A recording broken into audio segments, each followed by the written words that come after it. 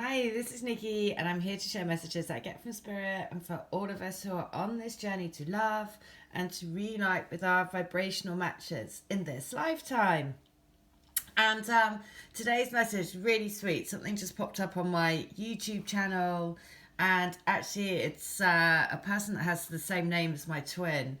And he was doing a podcast, and he basically talks about the wonders of the universe, and he's a cosmologist, and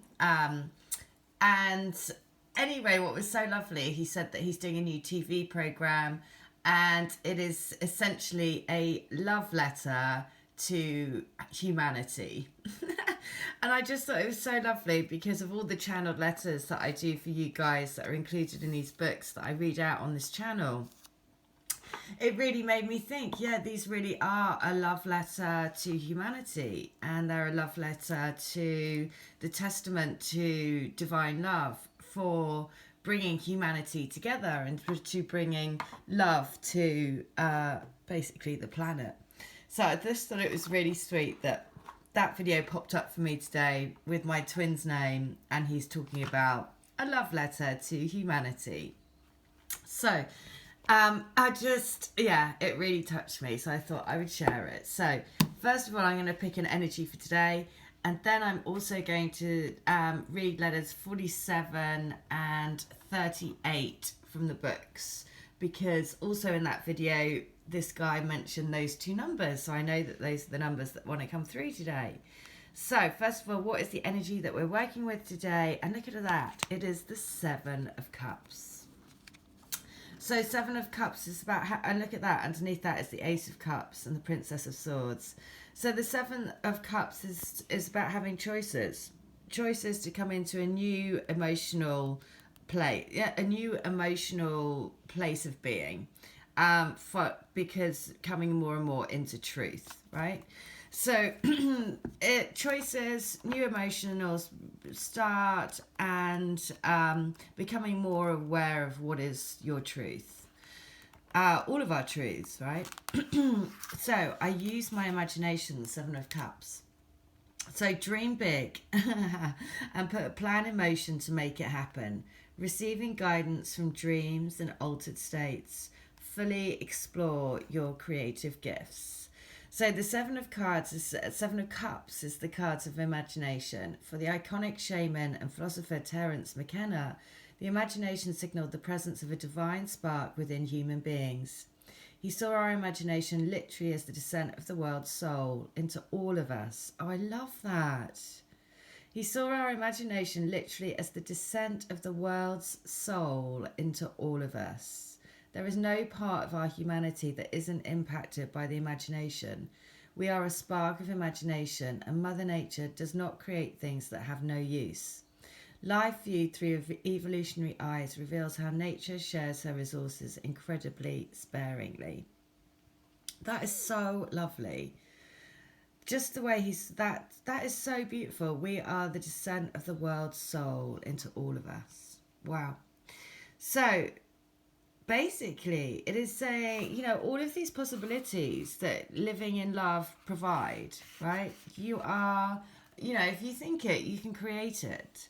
And this is what this is saying, that basically this emotional cup of love, that the twin union brings, it brings you into truth, it brings you into a new emotional being, and through that it then gives you lots of opportunities to grow.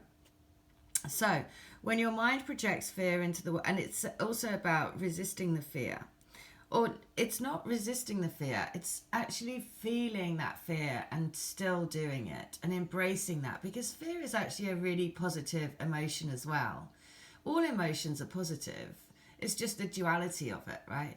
Because, when you're fearful about doing something, it's challenging you. And then when you've done it, you feel great for doing it. You're like, yeah, I did that, And so it's pushing you. When you feel fear, then it's that you got to fight through it.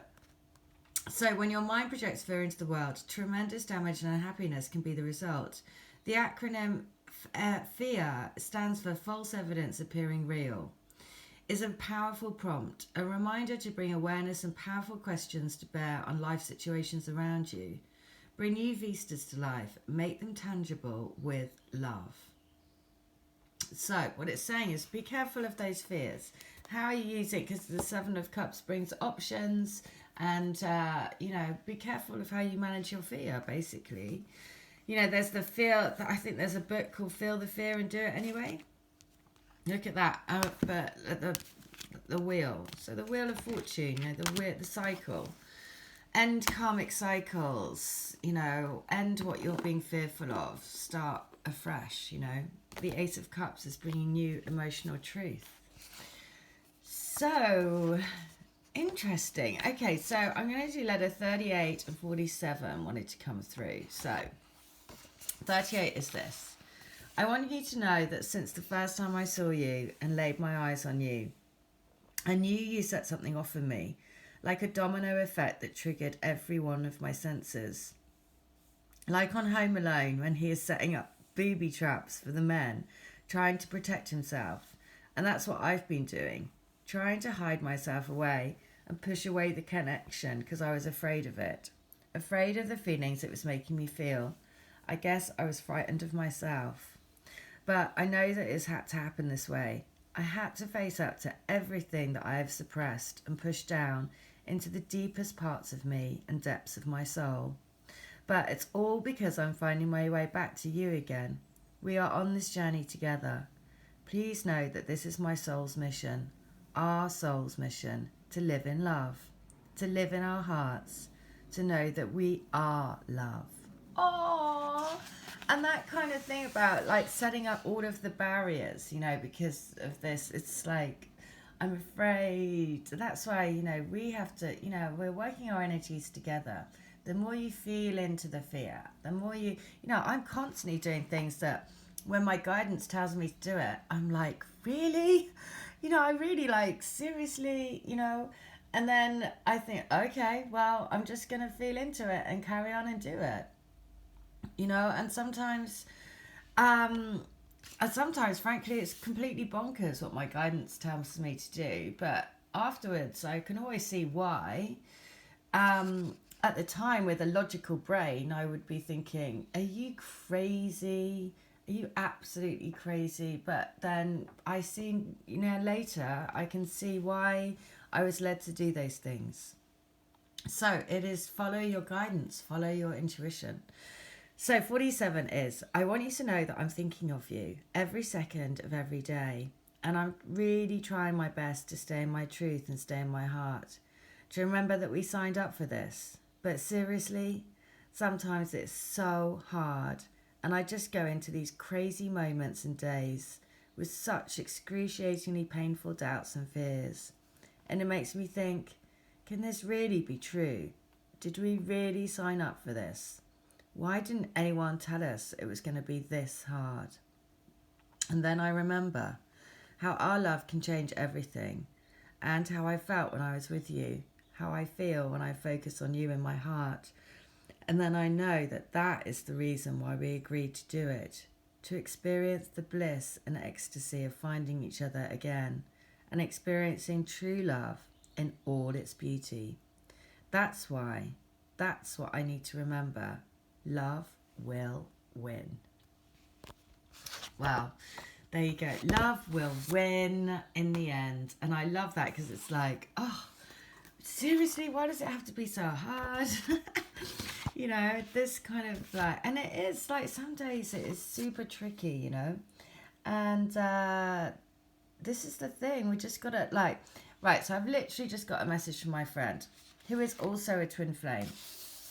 This is happening to all around me. My mum met with her twin again. I've said before, she's back in contact with him after 4 years.